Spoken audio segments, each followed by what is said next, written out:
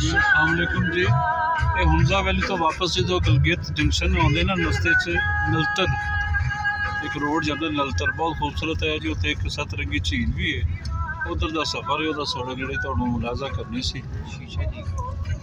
शीशा झील है उधर का रस्ता तुहानू दिखा रहे हैं।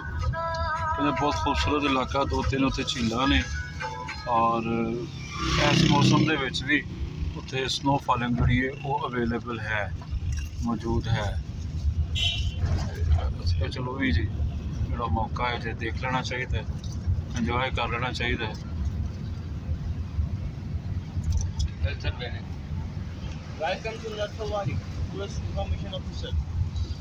आओ जी पिछे गड्डियां लगियां जी मैं को चल जाना।